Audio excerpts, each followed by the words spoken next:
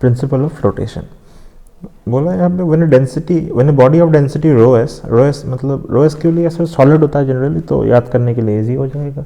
When a body of density rho s and volume v is immersed completely, the key word here is completely, as you can see, is completely immersed in a liquid of density rho f. इसका density कितना है, इसका density है रो f और इसका density क्या है आपका रो s. प्लीज नोट वॉल्यूम इसका कितना है बेटा, वॉल्यूम है v. द फोर्सेज एक्टिंग, क्या क्या फोर्स लग रहे हैं यहाँ पे, weight of the body downward, simple mg लग रहा है नीचे में ना. हमें तो ब्लॉक का तो मास तो नहीं दिया हुआ था, ब्लॉक का मास कैसे निकालेंगे हम लोग, यहाँ पे m था, rho of density into volume से हमें ब्लॉक का मास मिल जाएगा इनटू g, ये आपका वेट ऑफ द बॉडी हो गया. नेक्स्ट क्या है, बॉयंट फोर्स है. बॉयंट फोर्स हमेशा किस तरह लगता है, अपवर्ड लगता है. तो यहाँ पे बॉयंट फोर्स क्या था, वेट ऑफ वाटर डिस्प्लेस. तो वेट ऑफ वाटर डिस्प्लेस मतलब sir mass of water displace, तो वही मास ऑफ वाटर डिस्प्लेस क्या होगा, वॉल्यूम, ये देख बेटा v इनटू आपका density of the fluid into g. Simple सा बात है, ये आपका mass of fluid displace into g हो जाएगा आपका वेट ऑफ फ्लूइड डिस्प्लेस. तो ये दो फोर्स लग रहे हैं, ये दो फोर्स लग रहे हैं. तो यहाँ पे अगर देखेंगे, यहाँ पे तीन केस यहाँ पे पॉसिबल है. यहाँ पे we have 3 different cases that are possible. इसका बात करते हैं.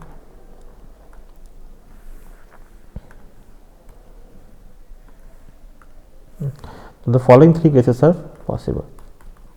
The following 3 cases are possible. पहला केस यहाँ पे सिंपल है. पहला केस अगर हम लोग लेंगे कि आपका बॉडी का डेंसिटी, पहला केस यहाँ पे लेते हैं, इफ़ आपका डेंसिटी ऑफ द बॉडी मतलब rho S is greater than density of the fluid. हाँ, यहाँ पे प्लीज़ ध्यान देना है कि ये जो हम लोग डिस्कशन कर रहे हैं, this are only for solid object. ऐसा नहीं है कि हॉलो ऑब्जेक्ट्स ये सब के लिए बात नहीं कर रहे, सिर्फ हम लोग यहाँ पे सॉलिड ऑब्जेक्ट्स का बात कर रहे हैं. तो यहाँ पे अगर पहला चीज़ देखेंगे, यहाँ पे क्या दिया हुआ है, rho S is greater than rho F, की बॉडी का डेंसिटी फ्लूइड के डेंसिटी से ज़्यादा होने से क्या होगा यहाँ पे. तो बॉडी का डेंसिटी अगर फ्लूइड की डेंसिटी से ज़्यादा होगा तो दोनों केसेस को कंसिडर करते हैं. पहला केस क्या था आपका, वेट था. If you remember, weight was equal to density of the solid into volume of the volume immersed into total volume into G आपका. और यहाँ पे हमारा बॉयंट फोर्स क्या था, F B is equal to volume of the density of the fluid volume inside into G. ना अगर पूरा ही डूबा रहेगा तो दोनों वी क्या होंगे, इक्वल होंगे. बिल्कुल पूरा ही डूबा रहेगा तो यहाँ पे लिख सकता हूँ the weight is definitely greater than the buoyant force. That implies that the body will sink to the bottom. The body will sink to the bottom. Sink to the bottom आपका. Very simple. ठीक है, समझो यहाँ पे कि buoyant force maximum कब होगा, जब आपका v इनसाइड जो है ये आपका इक्वल टू v हो जाएगा. v inside equal to v हो जाएगा तो rho F into V into G हो जाएगा यहाँ पे. तब भी यहाँ पे बिकॉज रो एफ आपका लेस देन रो एस है, ये आपका वेट हमेशा क्या होगा, बॉयंट फोर्स से भी ज़्यादा होगा. तो बॉडी क्या करेगा, इमीडिएटली आपका सिंक करेगा नीचे की तरफ. यहाँ पे अपरेंट वेट का अगर बात करें, अपरेंट वेट मतलब क्या है, नेट फोर्स डाउनवर्ड. तो weight apparent is equal to क्या हो जाएगा आपका एक्चुअल वेट माइनस आपका बॉयंट फोर्स. एक्चुअल वेट कितना है बेटा, ये है आपका rho of S into V into G minus rho of F into V into G. हो जाएगा आपका rho S minus rho F into आपका क्या हो जाएगा वी इंटू जी. एक रो एस बाहर निकाल देते हैं बेटा, यहाँ पे 1 minus rho F by rho S into ये क्या हो जाएगा rho of S V into G. This is the actual weight. So I can write it as 1 minus rho f by rho s. Sorry, let me correct it. यहाँ पे 1 minus rho s by rho f by rho s times आपका यहाँ पे हो जाएगा actual wait. मैं इसको side में लिख देता हूँ, यहाँ पे लिख देता हूँ. यहाँ पे this can be written as आपका weight apparent is equal to how much, weight apparent is equal to 1 minus density of the fluid by density of the solid times the actual weight. ये आपका हो जाएगा आपका apparent weight. Simple सा topic है यहाँ पे. नेक्स्ट केस आपका क्या पॉसिबल होगा, यहाँ पे ध्यान देते हैं इसके ऊपर.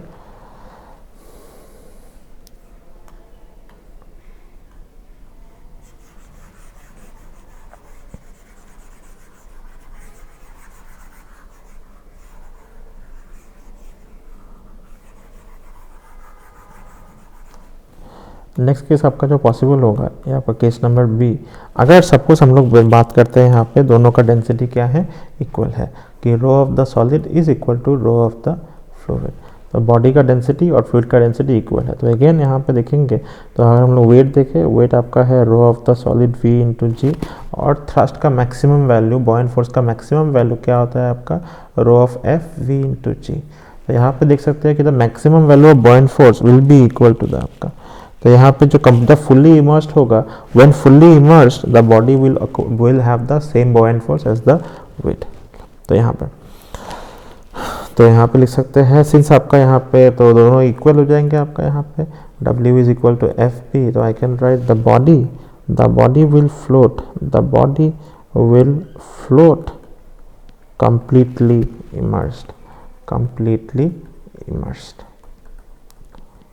completely immersed in the fluid। अगर हम डायग्राम ड्राइंग करना चाहेंगे तो कैसा होगा, एक स्फीयर अगर है, एक आपका स्फीयर अगर होता है तो कम्प्लीटली ऐसे इमर्स रहेगा, एक स्क्वायर अगर, एक क्यूब अगर रहता है तो कम्प्लीटली ऐसे इमर्स रहेगा, पूरा डूबा रहेगा आपके फ्लूइड के अंदर। सिंपल सा बात है यहाँ पे। नेक्स्ट बात करते हैं, थर्ड केस का बात करते हैं यहाँ पे।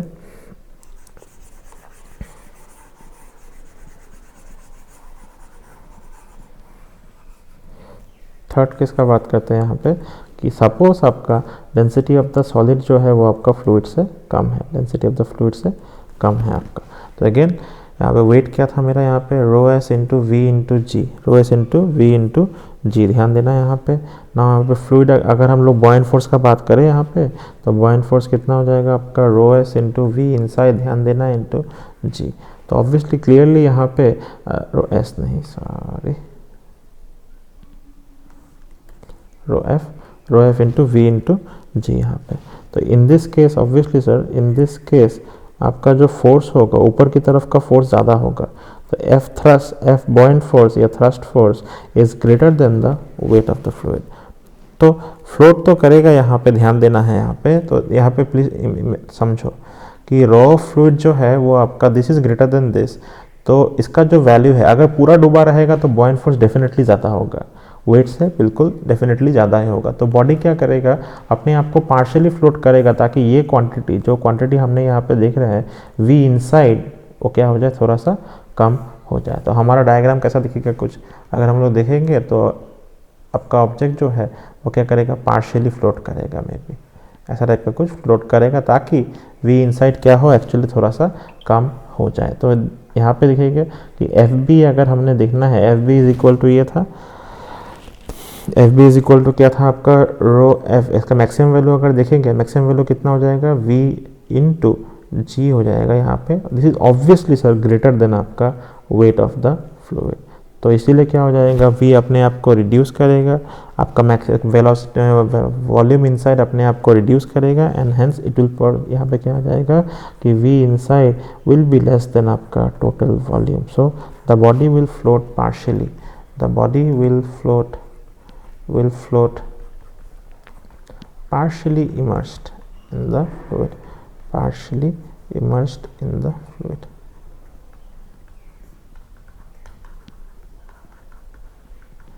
ठीक है, एक दो क्वेश्चन करते हैं उसके बाद डिस्कस करते हैं चीज़ों को।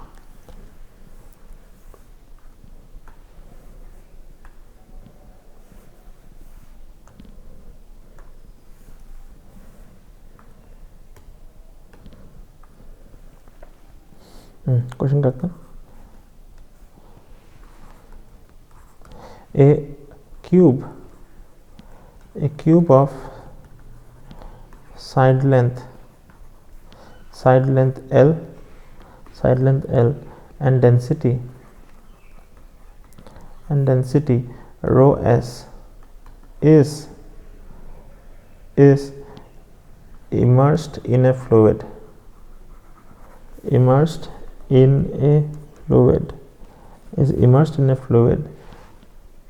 of density rho f।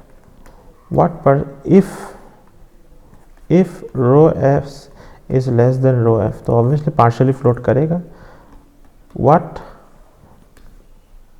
what fraction of the side of the volume, what fraction of the volume of the cube, volume of the cube is, question number A, inside the fluid, and question number B, outside the fluid. तो जिन लोग को करना है वो लोग video pause करके आप लोग करो यहाँ पे, और अगर हो गया है तो देखते हैं क्वेश्चन आंसर क्या है इसका। तो पहले तो डायग्राम ड्राइंग कर लेते हैं, सबसे पहले डायग्राम ड्राइंग कर लेते हैं। तो बोला है क्यूब है, एक लिक्विड में इमर्स किया हुआ है ना, ऑब्वियसली बोला है कि उसका डेंसिटी क्या है, फ्लूइड से कम है, तो पार्शियली इमर्स्ड ही होगा। ओके, पार्शियली इमर्स्ड होगा यहाँ पे। तो let us draw the diagram first of all यहाँ पे। तो ये आपका फ्लूइड है, यहाँ पे अगर हम लोग अपना क्यूब को इमेजिन करें, तो क्यूब को मैं स्क्वायर की तरह रिप्रेजेंट कर रहा हूँ, प्लीज ट्राई एंड अंडरस्टैंड। यहाँ पे मानता हूँ कि एक्स अमाउंट नीचे है, एक्स अमाउंट नीचे है, एक्स अमाउंट नीचे करके अगर फ्लोट हो रहा है ना, यहाँ पे ध्यान देना है, the cube will be in equilibrium. पहला चीज़, the cube is in equilibrium, क्यों? बिकॉज ये फ्लोट कर रहा है। नेट फोर्स इसमें सर 0 है। तो इसमें फोर्सेस क्या क्या है, इसमें फोर्स लग रहा है, एक आपका mg नीचे की तरफ लग रहा है, एक क्या लग रहा है, आपका बॉयंट फोर्स ऊपर की तरफ लग रहा है। तो आई कैन राइट दो ही फोर्स है, दैट इज आपका buoyant force is equal to क्या है, आपका ग्रेविटेशनल फोर्स। रिमेंबर आपका यहाँ पे प्लीज ट्राई एंड रिमेंबर कि हमारा बॉयंट फोर्स क्या था, बॉयंट फोर्स था आपका rho of the fluid into volume inside into G. ना रो ऑफ द फ्लूइड तो ओके बढ़िया है, रो ऑफ द फ्लूइड है, वॉल्यूम इनसाइड कितना होगा, देखो यहाँ पे इसका क्रॉस सेक्शनल एरिया कितना है, इसका क्रॉस सेक्शनल एरिया है आपका L स्क्वायर, बिकॉज आपका L/L है। तो यहाँ पे आई can right volume inside will B x into A which is nothing but L square, ये आपका वॉल्यूम इनसाइड हो जाएगा इंटू जी, ये आपका बॉयंट फोर्स आपका हो जाएगा। एंड सिमिलरली अगर मैं यहाँ पे बॉयंट फोर्स निकाल दिया, तो अगर मैं नेक्स्ट करता हूँ यहाँ पे वेट निकालने की कोशिश करता हूँ, mg का वैल्यू कितना होगा, mg is equal to mass of the cube, cube का मास कितना हो जाएगा, density of the cube into उसका वॉल्यूम इनटू आपका यहाँ पे g। सिंपल सा बात है, देख तो ये आपका मास हो गया, टोटल मास इनटू g आपका क्या हो जाएगा, आपका mg हो जाएगा यहाँ पे। बिकॉज ये इक्विलिब्रियम में है, तो हमारे इक्वेशन में वापस आते हैं, let us come back to our equation. Our equation was कि एफ बी और इक्वल टू क्या होना चाहिए, एम जी है।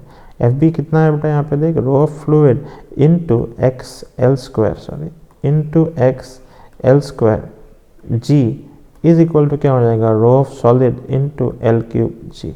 तो इधर से हम लोग कैंसिल कर सकते हैं चीज़ों को, और आ जाएगा एक्स इज इक्वल टू कितना आ जाएगा, L times rho of S by rho of S. तो परसेंटेज इजीली मिल गया हमें, एक्स आपका इतना वॉल्यूम लिया है, therefore I can write therefore volume inside will be आपका कितना हो जाएगा, ये आपका x है, तो x into L square this will be equal to x आपका कितना है बेटा, l into rho S by rho F into L square into L is L cube, that is the total volume, ये हो जाएगा rho S by rho F into total volume. Similarly हम लोग volume outside कितना हो जाएगा, v minus volume inside will be your आपका total volume outside. So we can see the fraction of side that was out inside the fluid is कितना है, rho s by rho f times आपका total length of the side। काफ़ी simple सा चीज़ है यहाँ पे।